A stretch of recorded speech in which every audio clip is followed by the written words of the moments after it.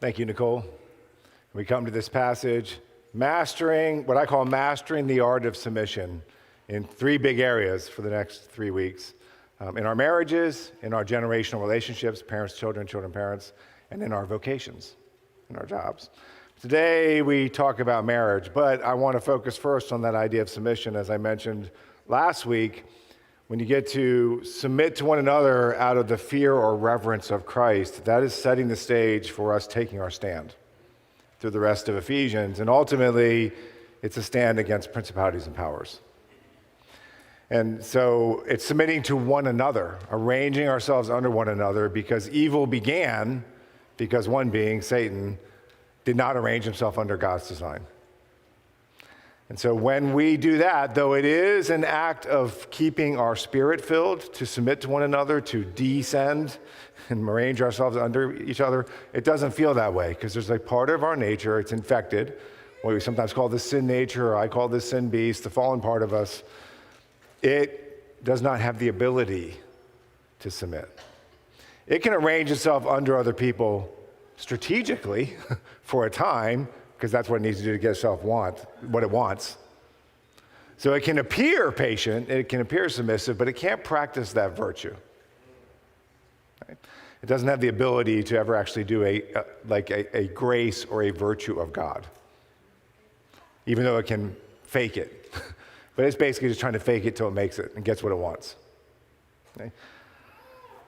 So we're really punching the devil in the mouth when we start to master the art of submission. When you look at these three big roles where spiritual warfare is mostly fought, like before you get to the obvious, blatantly spiritual stuff, in our marriages, in our generational relationships, in our home life, in our jobs, in our vocations, you get this list of words that I went through last week without trying to focus too much on the roles, and I just wanted to kick off there.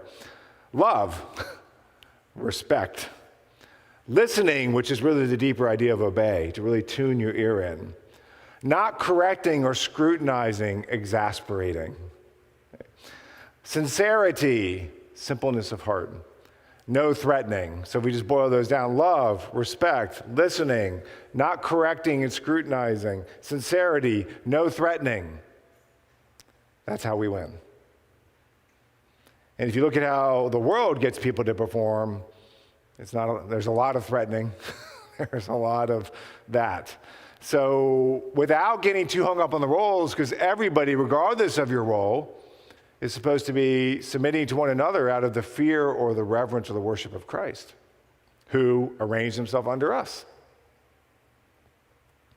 But today we talk about marriage and a spirit-filled marriage. And spirit is often symbolic, spiritual things. Think of, if you're familiar with this rather trite thing, but it does capture a truth, you'll get this thing where there's some low-grade B horror movie with some satanic demonic thing and a crucifix to be turned upside down. And what it shows is that Satan, who originally did not submit, so he flipped everything on its head, he loves to go around and take symbols of God and turn them upside down. So, for example, Nicole mentioned that she was raised in a household that didn't really show a Christ-like father figure, husband figure. So it's taking those symbols and flipping on its head, taking something that's supposed to point you to God and making it a source of pain. So now as you try to go to God, you're looking through this lens. Granted, we're all fallen, so we all distort God to each other. But you're now looking through this lens that has a lot of pain associated with it. And yet, guess what? You have to work on carrying that cross, absorbing that pain, letting it go. Does that sound like spiritual warfare? Is that how we were saved? Okay, so we're modeling that so that we can actually see more clearly. Even when we're operating in very loving, faithful, hopeful ways, we recognize that we see in a glass darkly in this life, but we do see. So you have to do a lot of work, and a lot of it is very symbolic, and it isn't even about what the thing means, it's what the thing means to you and how it stirs deep things in you. Like, for example, in the New Testament, food sacrificed to idols, to Second Temple Jews who've been saved, and to Corinthian women who've been saved out of the sex traffic trade of the Temple of Aphrodite. And because of those associations with idols, even though the idol's nothing and that you can buy the meat and you're thanking God for it, it might trigger you in some deep ways that we need to be sensitive to. We don't want to stop there and just say, oh, because this thing has been abused and it triggers me, it's bad. The proper philosophical way of looking at that is the abuse. You cannot let the abuse abolish the proper use, or Satan wins. And so it is a journey, and it's symbolic, and marriage itself in this passage is ultimately a symbol. Some branches of historic Christendom, Roman Catholicism, Eastern Orthodoxy, Anglicanism, view marriage itself as a sacrament, an ordinance of the faith. I wouldn't quite put it on that level, but it's close. Beyond baptism and Lord's Supper, of these other ones that people talk about, it's probably the closest, and you see it in this passage. He's talking about marriage, and he says, hey, I'm talking about Christ and the church. And there's this bleed and blend between the two roles. So it's a very, very powerful, God-ordained symbol. And we are trying to map our spiritual journey, and we run into this symbol. So when you try to break down the symbol, really you just got the wife's journey and those parts of it, if that's going to go, which it's not going. Can we advance the next slide or see if they can get there? There you go. Let's talk about the wife's journey first. So these are the things that the wives should focus on. I've said this before. You know what we're really good at focusing on? What the scripture says the other person should do. Okay? And then we can excuse, well, yeah, I know I'm supposed to do that, but, okay, so I'll hop ahead to the husband's journey. I know I'm supposed to love my wife as Christ loves the church, but she's so disrespectful. And then I excuse myself rather than, well, no, I'm modeling a spiritual war. I'm fighting to keep my spirit filled, and here's God mapping my journey. And what's that really got to do with my wife's journey? I mean, I know they intersect because she's my wife. But my journey is still my journey, and I can't excuse my failure to journey well because I think someone else is not. That puts the locus of my spiritual journey's control on some other person. It's not going to fly on Judgment Day. There's a great line in the movie Kingdom of Heaven where the leper king is talking to the main character. And he says, I'm keeping it very short, that when you stand before God, you will not be able to say to him, virtue was not convenient at the time. Such an answer will not suffice. Okay? So as we go on this journey, we have in this passage the wife's journey, and then we have the husband's journey. So you can decide for yourself which one you should be focusing on. I think it's pretty obvious. Right?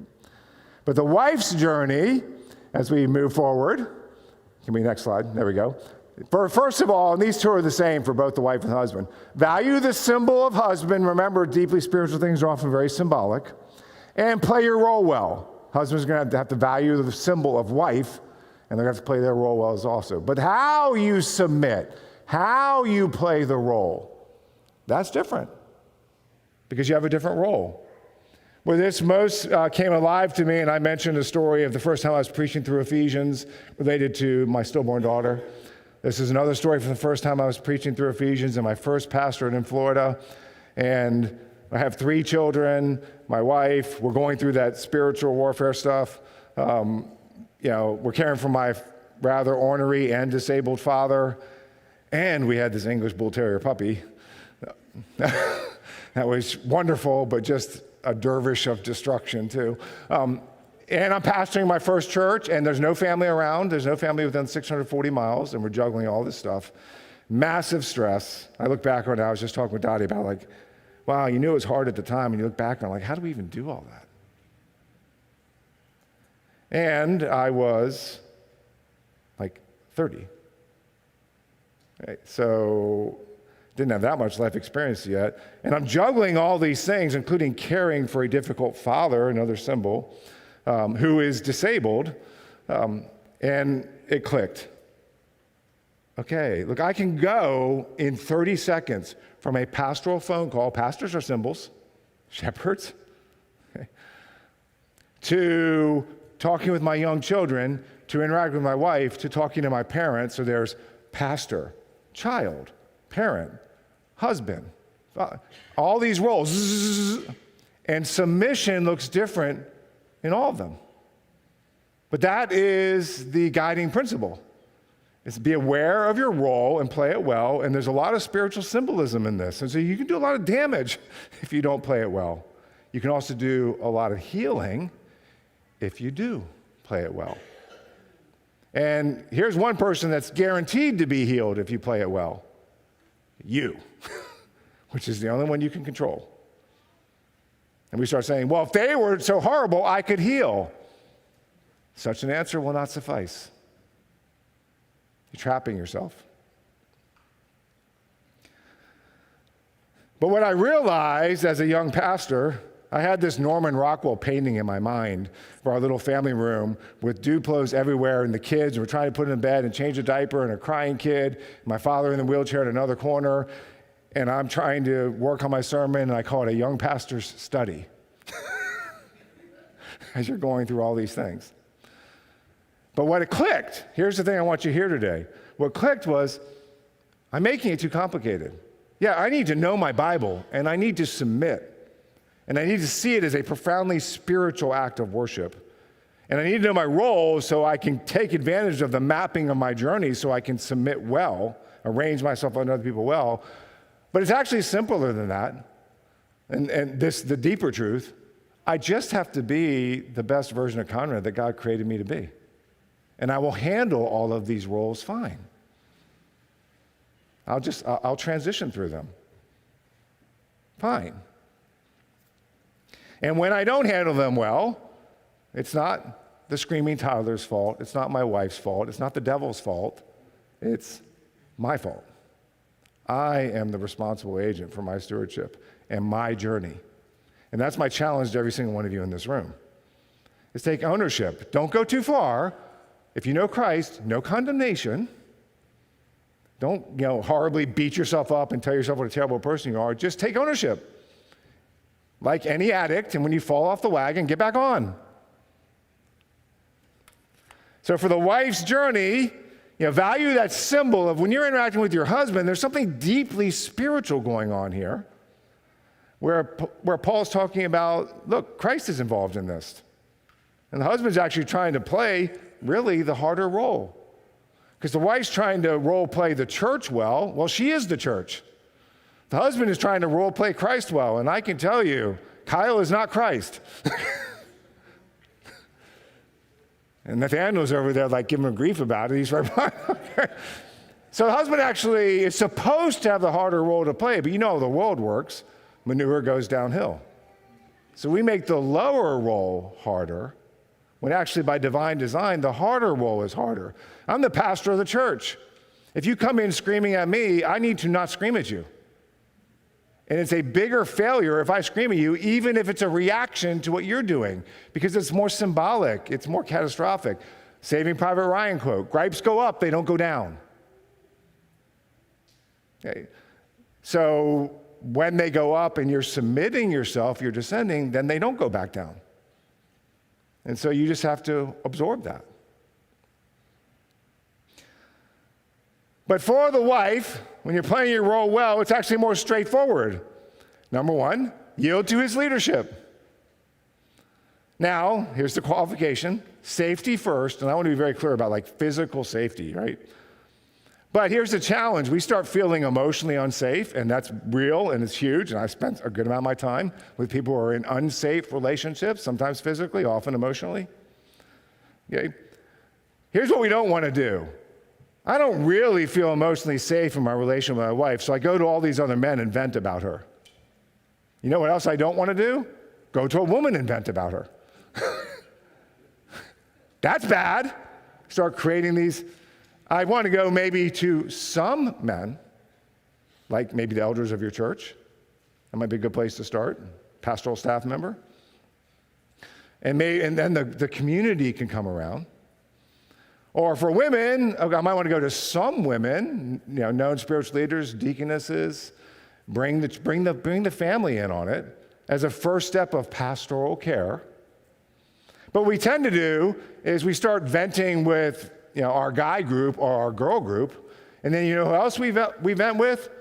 If it's the woman, that Prince Charming at work, who just always seems to have time for me and listen to me. And I just feel so heard. And all these emotional things start happening that are not good. So, yes, safety first, but even where it doesn't feel safe, like Nicole talking about briefly in the scripture reading, there's a right way to address it. Okay? And we need to make sure that we submit to that as well. Follow the church structure, submit to it, and when you do that, it's debatable in the New Testament itself, but you begin to see why the very early church had deaconesses. You know what one of them said? This is a very early church writing. We have deaconesses, women officially recognized and prayed over, and the church has seen them in the office, so that when an elder or a pastor goes into the home of some woman in the congregation, the deaconess accompanies them. So there's no opportunity for scandal. To this day, and some of the women in this room know this, I try to avoid any planned meeting with a woman in the church building if there's no one else around. And I've never had an issue, and I don't plan to ever have one. So I try to get other women to just be around. They're functioning that deaconess role, even if they're not officially a deaconess. And all these ways are saying, look, if there's a problem with this highly symbolic role, I still need to, for my part, affirm the office, even the office of husband or the symbol of husband. And if there's a problem with that office, I need to address it the right way within the body. And so then she respects him, right? Next slide, since this is struggling today. Respect him. Not a tormenting fear, but a reverential fear. Note how Peter in 1 Peter 3 calls wives daughters of Sarah if they do good and do not fear anything that is frightening. Now, if you know the story of Abraham and Sarah well, Sarah had lots of opportunities to be terrified. Like, God has told me we're moving. Where? I don't know. Okay, he told you that. He didn't tell me that. That's what most women would do, and understandably. Right? Hey, I need some assurance about this. And then later on, he lies because he doesn't want Sarah taken into Pharaoh's harem. So he tells her she was distantly related to him. It wasn't this weird kissing cousins thing. It was pretty remote. But so he says, tell Pharaoh you're my cousin, because if he tells you my wife, he'll probably kill me and bump me off, take me into your harem. So Sarah, plays along, and guess what? Because Pharaoh thinks she's not married, he goes to take her into his harem. And so Abraham lies and creates a self-fulfilling prophecy and puts Sarah at risk. So we can look back on it and realize Sarah, in this ancient Near Eastern world, left her home to go to some place that God would show someday maybe. She almost got sucked into an ancient monarch's harem because her husband was a chicken in that moment. We've all done it. We've all been chickens at times, right? And so started lying. She faced seriously scary things. But Peter gives an insight that she had an amazing ability to rise above her own fear. And we're all called children of Abraham, but Peter makes a point of saying, yeah, but women, how about being a daughter of Sarah? Don't give in to fear. Because that tormenting fear will wreck your ability to yield to your husband and respect that office.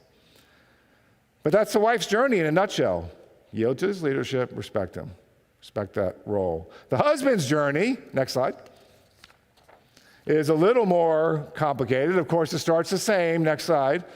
Play your role well, right? Value the symbol of wife. You're trying to interact with your wife the way Christ interacts with the church, because she's carrying that symbol.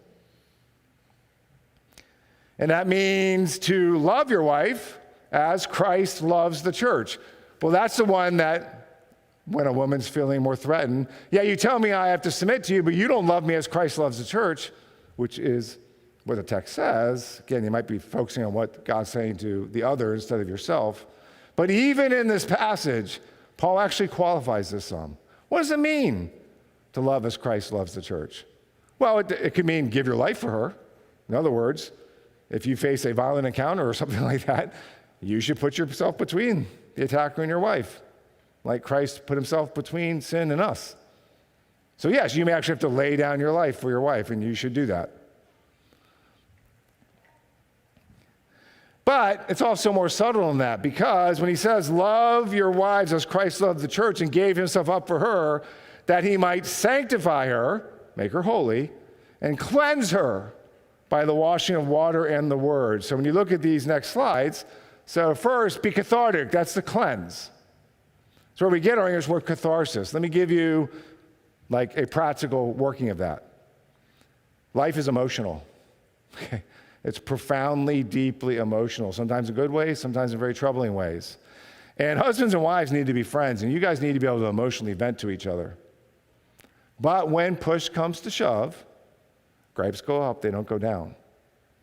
And what's a really, really bad sign for the marriage is if the wife has to be the one who's just always has to go the extra mile to absorb the husband's emotions because he's just not mature enough to do it. And so she is the emotional engine when it comes to absorbing and processing bad stuff. That's backwards. Look, we're role-playing and we're all human, so we need to be able to emotionally vent to each other. But whenever you're given a point position, remember I said earlier, someone comes to my office and yells at me. Is it okay for me to yell back as the pastor? No. It's probably not okay for you to yell back either, just as a friend. But especially if you are given that higher position, you need to be better at absorbing and processing toxic emotions. If not toxic, difficult emotions. That's, by the way, who absorbs all of our emotional junk and just lets it go. He doesn't demand reparations. He doesn't demand that you fix it. You can't. What makes it fixable is that he lets it go first. So, yes, do that for each other. We're all human beings. We're all the church. The husband's trying to play a role, and he's not actually that. But men in the room, if you're husbands or if you think about getting married, put in your emotional work. Right? Be the one who could actually absorb all of this stuff, not just in that one fight or that one difficult life scenario, but day after week, after month, after year, after decade.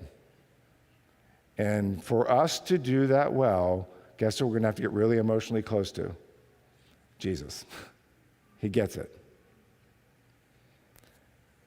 By the way, I would say that same thing applies if you're a boss with your employees or you're a parent with your children.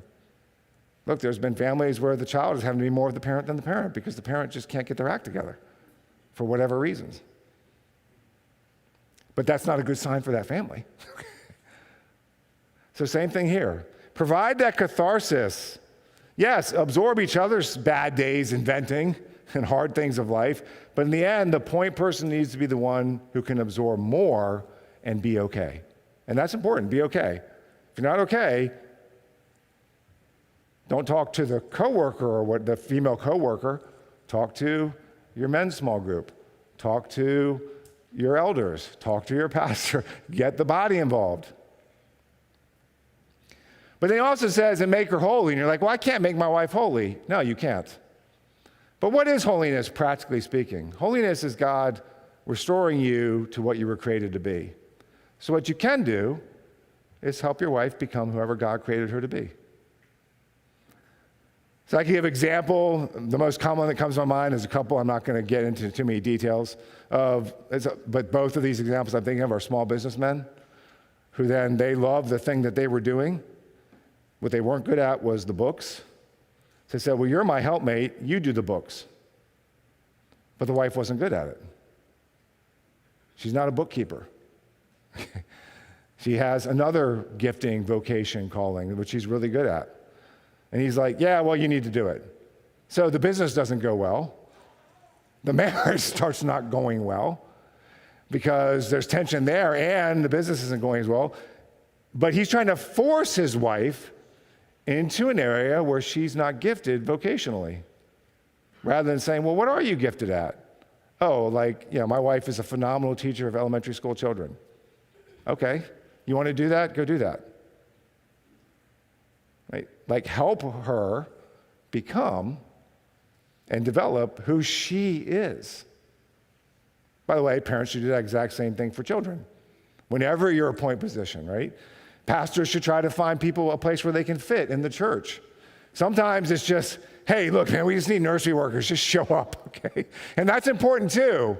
But you're also trying to find, well, what's your gifting? How did God make you? Where do you fit? And so a lot of times when you're a pastor, you put programs before people. Look, we just need Awana workers. But maybe we shouldn't do Awana. What? Maybe. Programs follow people. Right? If we have the people. And that's the bigger principle. So the husband's coming and saying, yeah, but how are you wired? What's your gifting? I want to help you become that. I want to at least support that and not be a permission withholder or play the authority card and say, you can't become that because I need you to do this for me. That's not helping her become who God made her to be. This is very practical stuff. So love your wife as Christ loves the church, and finally, refuse win-lose thinking. He says, and this is the thing that men struggle with, because let's be honest. Okay, if you heard the drawers analogy, here it is. Men are really good at compartmentalizing things.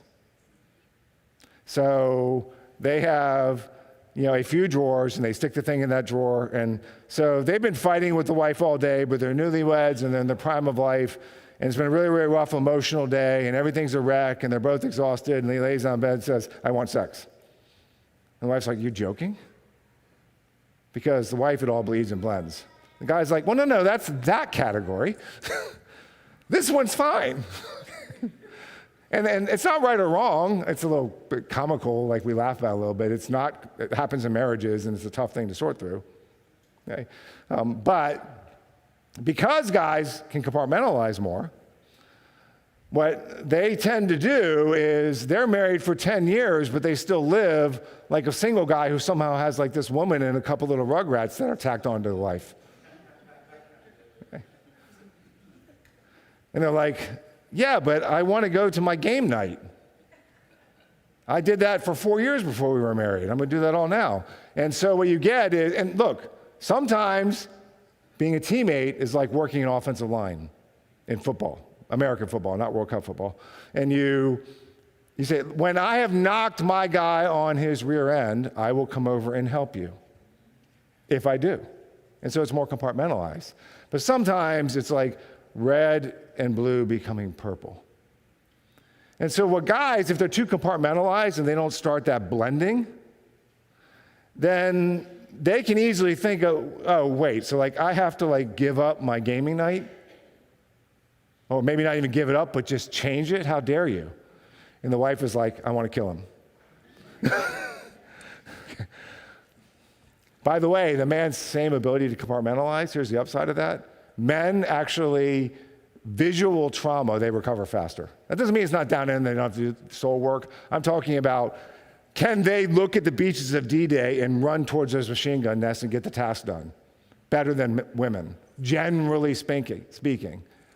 Yes. That's demonstrated again and again because they compartmentalize it. They're like, whatever, I'll deal with that later. This has to get done. And they'll run towards embedded machine gun nests. So it's not good. We're not talking good or bad, but that's great coaching to the husband to be, hey, don't get so compartmentalized in your thinking that you think you have to lose for your wife to win. Because if your wife wins, properly understood, is it cathartic? Is it holy? Not does she get her way on everything. Okay, love as Christ loves. Does Christ give the church their way on everything? No, he can be very confrontational to the church. But he's seeking to cleanse her and to make her holy. He's seeking her good.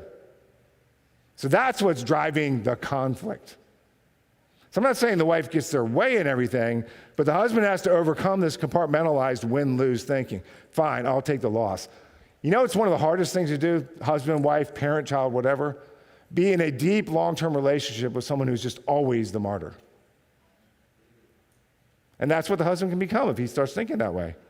Like, well, I have to lose again, I have to lose again, I have to lose again, I have to lose again, because I'm going to be the spiritual one. And you're like, Oh my gosh.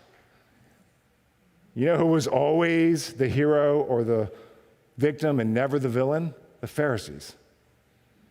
Like, you know, you're always the hero or the poor victim. And that might be the worst villain role of all, because you just never change. Because you don't think you really need to. It's always out here. So the husband has to refuse that win-lose thinking and believe, as the scripture says, he who loves his wife, in the context of this passage, who's seeking to give her emotional healing and help her become who God made her to be, when you do that, you're not losing. When you love your wife, you love yourself. And the man has to refuse to give in to that kind of thinking.